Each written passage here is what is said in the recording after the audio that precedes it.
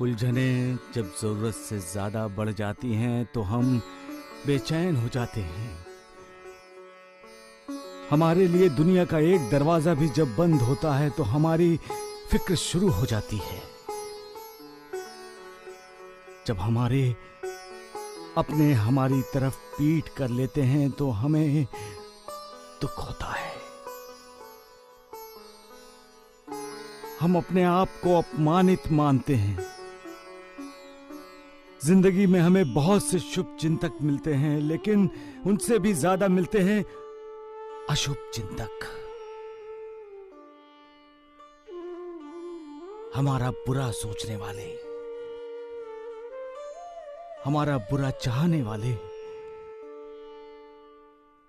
जो हमारी खुशियां छीन लेते हैं। हम हर पल ये सोचते रहते हैं कि आखिर हमने उनका क्या बुरा किया है।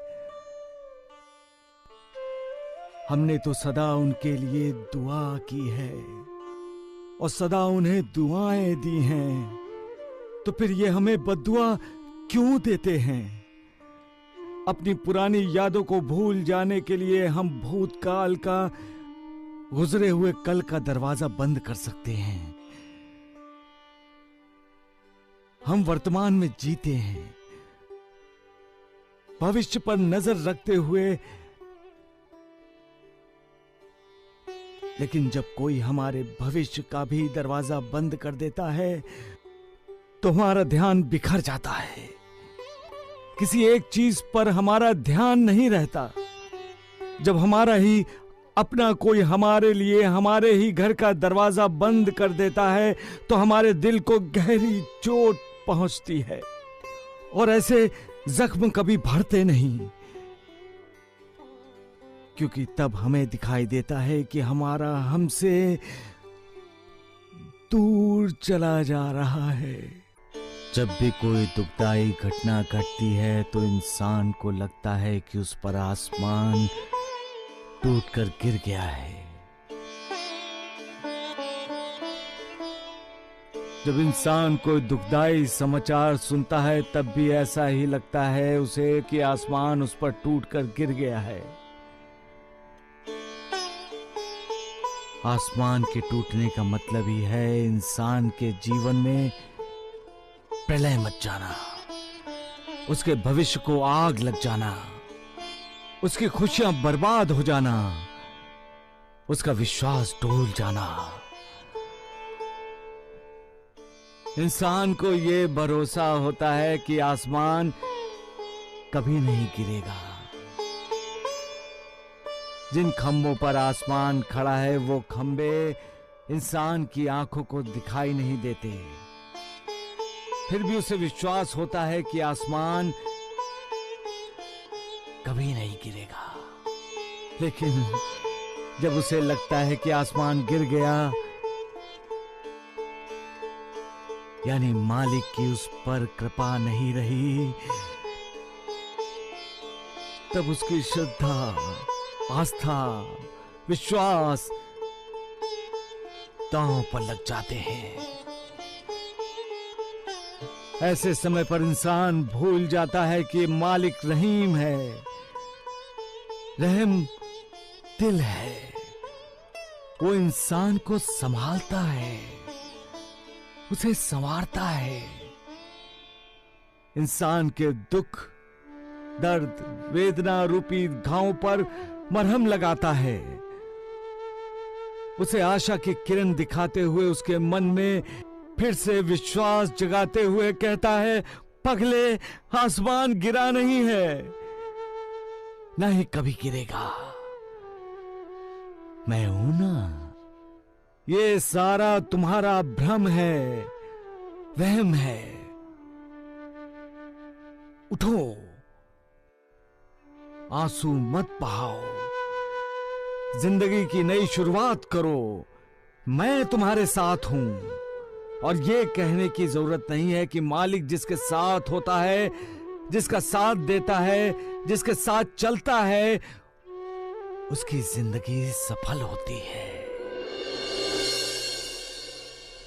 भगवान वो है जिसने हम सबको बनाया है, जिसने ये दुनिया बनाई है, जिसका ना आदि है ना अंत, जिसका ना कोई आकार है ना विकार, सिर्फ वही है जिसे कल, आज और कल का ज्ञान होता है, क्योंकि वो खुद वक्त है, वो स्वयं समय है। मैं तो सर्वव्यापी हूं, विश्व के समस्त भूतों और चराचर में व्याप्त होकर भी अनंत हूं। मुझ पर पूर्ण विश्वास करो। मैं हमेशा अपने भक्तों के साथ रहता हूं, हमेशा उनका साथ देता हूं। मेरा अवतार कार्य पूर्ण होने के बाद, देह त्यागने के बाद भी मैं भक्तों का साथ दूंगा, भक्तों के साथ रहूंगा।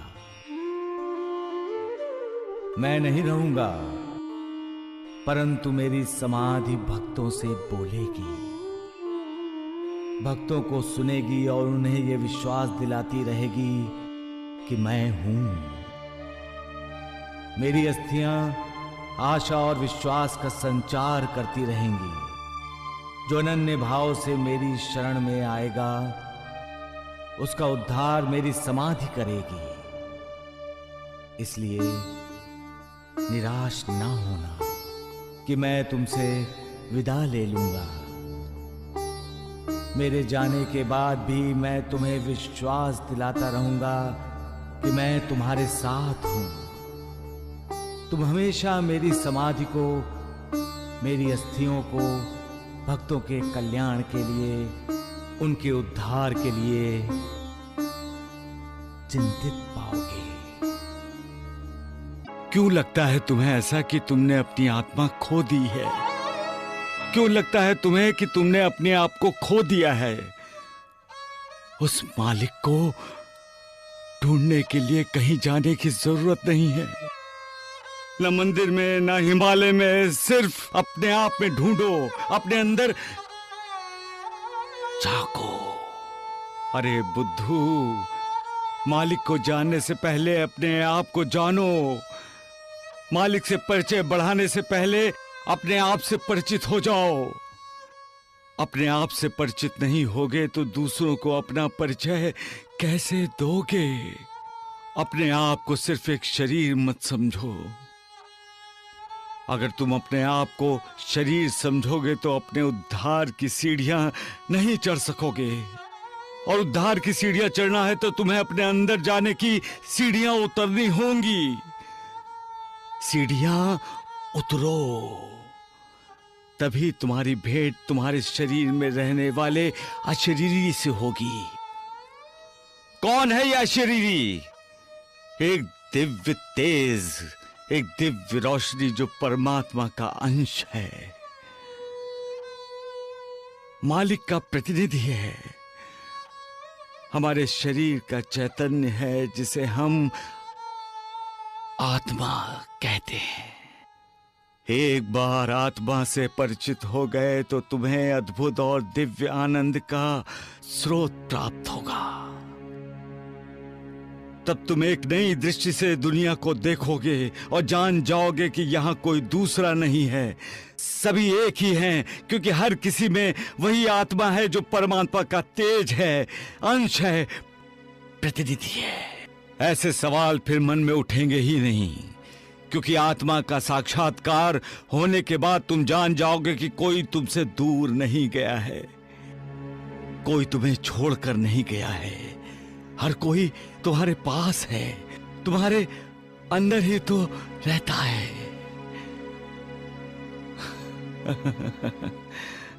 सबका मालिक एक। मालिक जो भी करता है इंसान की भलाई के लिए ही तो करता है। इंसान विकारों के अधीन होता है, इसलिए स्वार्थी बन जाता है। लेकिन मालिक तो निर्विकार है। इसलिए निस्वार्थी है। स्वार्थ उसे छू भी नहीं सकता। वो हमेशा दूसरों के बारे में सोचता है, अपने बारे में नहीं। वो हमेशा देता है, लेता नहीं है। उसकी कोई मांग है तो वो है भक्ति, आस्था और श्रद्धा। वो चाहता है इंसान उस पर विश्वास करे, क्योंकि विश्वास से दिल में आस्था को पैदा करता है, श्रद्धा को जगाता है। विश्वास ही मालिक और इंसान के दिव्य रिश्ते की नींव बन जाता है। विश्वास होगा तो इंसान मालिक के इरादों पर शक संदेह नहीं करेगा, मालिक की लीला से परेशान नहीं होगा। लेकिन विश्वास जब अत्यधिक प्रेम में बदल जाता है तब इंसान परेशान होता है। उसे लगता है कि वही मालिक का सुरक्षा रक्षक है, वही मालिक का शुभ चिंतक है। यह विचारधारा गलत है। मालिक सर्वशक्तिमान है, उसे कोई जरूरत नहीं है सुरक्षा की। मालिक ही ऐसी लीला करता है जिससे सबकी सुरक्षा हो। बस मालिक की लीला को जानो, समझो, फिर कोई परेशानी नहीं होगी। मैं शिरडी में होता हूं, लेकिन शिरडी के बाहर भी क्या हो रहा है मुझे सब ज्ञात होता है। तुम चाहे कहीं भी रहो, जो चाहे करो, परंतु हमेशा याद रखो कि तुम जो कुछ भी करते हो उसका ज्ञान मुझे होता है। तुम श्रद्धा पूर्वक मेरे सामने हाथ फैलाओगे तो मैं तुम्हें खाली हाथ नहीं भेजूंगा। तुम जहां मेरा स्मरण करोगे मुझे अपने साथ पाओगे, क्योंकि मैं सर्वव्यापी हूं, सारे चराचर में व्याप्त हूं। जो मुझ पर विश्वास रखकर सदा मेरा चिंतन करता है, उसके सारे कार्य मैं स्वयं करता हूं और अंत में उसे सद्गति प्रदान करता हूं। लोग तीर्थ यात्रा करके मालिक के दर्शनों से पुण्य कमाना चाहते हैं। क्या तीर्थ यात्रा पर जाने से पुण्य प्राप्त होता है? क्या मालिक के दर्शन करने से ही पुण्य मिलता है? पुण्य तो दुखियारों का दुख दूर करके ही मिलता है।